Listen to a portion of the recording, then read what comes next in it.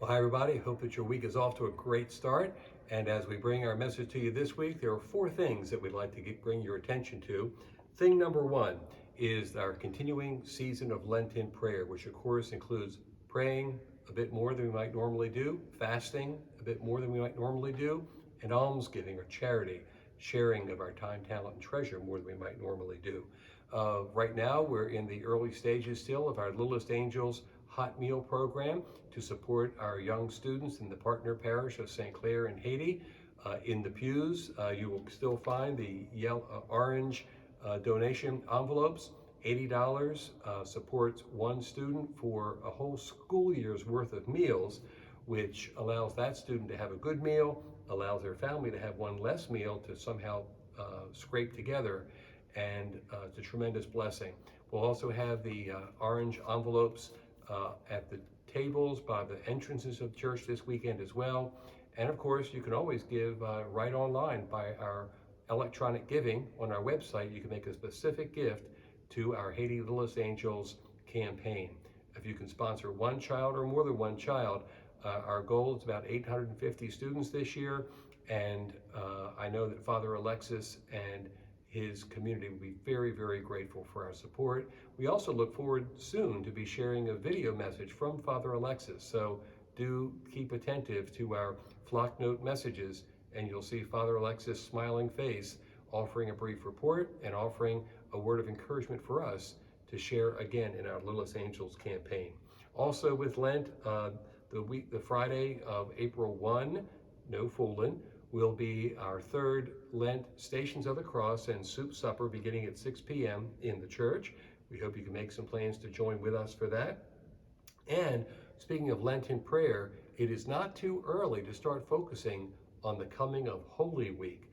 You know, we haven't had a real great Holy Week in 2 years plus due to the coronavirus. And our team here is really committed to celebrating Holy Week with as much joy and fullness and gladness as we can. We hope that you'll make plans right now to be a part of it. We'd love to see a packed church on Holy Thursday evening for the Mass of the Lord's Supper, for Good Friday evening, the celebration of the Lord's Passion with the adoration of the cross and the distribution of communion, and the Easter Vigil on Holy Saturday night, the most rich and powerful moving liturgy of the whole year, where we will be happily welcoming several new Catholics into our spiritual community here at St. Anne through the sacraments of baptism, confirmation, and Eucharist. And of course, Easter Sunday morning after the 9 and 11 a.m. Mass, we'll be able once again to have our Easter egg hunt for our youngsters.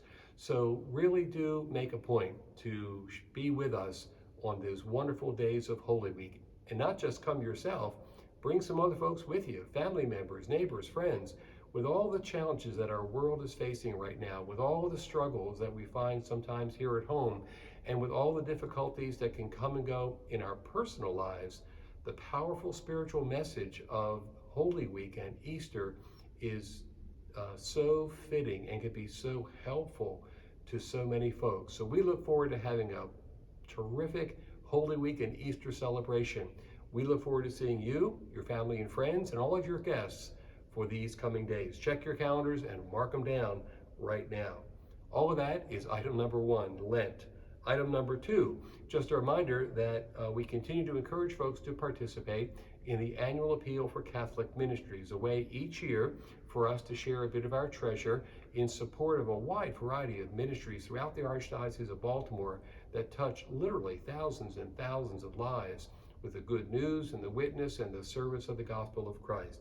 At this point in time, about 22% of our parishioner households have shared a gift of any level, which is really pretty good. Last year, we achieved 27% of our parishioner households, so wouldn't it be great if 5 or 8 or more percent of our households could share a gift at any level? We're now 67% toward our parish goal, and the average gift is about $250. And remembering that those gift pledges can be paid in incremental installments over time, smaller little bits that can make it much more manageable for a personal and family budget. So if you've not yet had the chance to do so, why don't you check out the Archdiocesan website, archbalt.org. look for the menu tab Giving, scroll down Annual Appeal for Catholic Ministries, and you can make your pledge gift quickly, easily, and securely right online. So thanks again in advance for your support of this worthy cause. Third item is about our day of prayer, special day of prayer, called by Pope Francis this coming Friday, March 25, the Solemnity of the Annunciation of the Lord. Pope Francis is inviting the church throughout the world and people of faith everywhere to really offer special prayer to the Immaculate Heart of Mary, that peace will come to Ukraine and Eastern Europe and throughout the world wherever there is violence and conflict. Our participation here at St. Anne will take the form of the following items, and we really encourage you to participate in as many of them as possible. First, do consider joining us for our regular Friday 8 a.m. Mass, and after Mass, those who wish to remain in church will be invited to pray the Rosary together, specifically for peace in Ukraine and for an absence of conflict and violence from Russia. Also, as soon as we receive the prayer of consecration from Pope Francis, we'll be sending that out through all of our communication means, and we encourage you to pray that anywhere and everywhere on Friday. We'll be praying it at the conclusion of Mass on Friday morning. Second option is at 5:30 p.m. on Friday.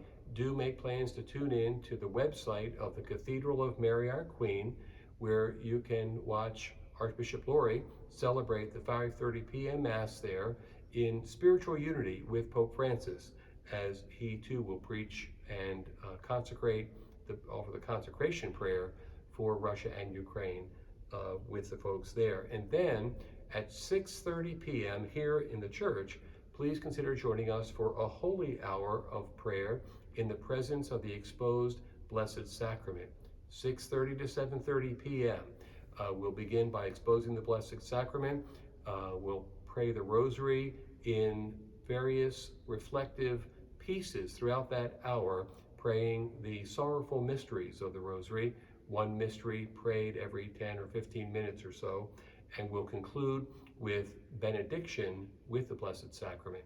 So we'll be praying a lot this coming Friday, as we really need to do, that peace and calm and healing and reconciliation will come to our suffering sisters and brothers in Ukraine especially, and elsewhere throughout the world where there is violence and conflict. So watch our communication methods. We'll be sending out all this information as well, and we know we can count on you to be a powerful, prayerful spirit here at St. Anne.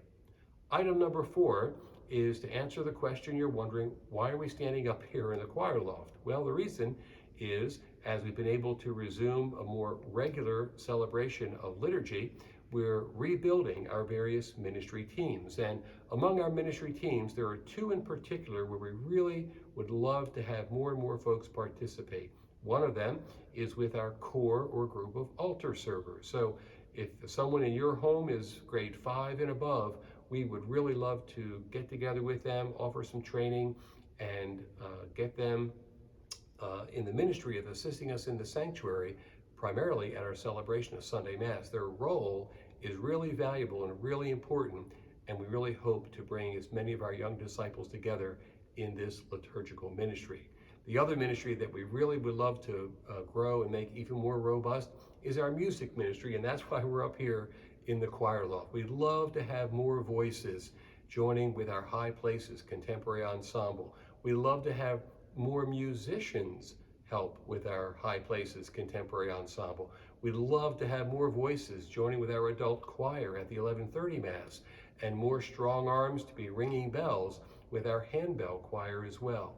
So if you play an instrument, if you love to sing, please reach out to our music director, Bill Bland, and we will be so happy to grow and strengthen and make even more robust the music ministries that inspire all of us to lift our voices together in song, praise, and thanks to God.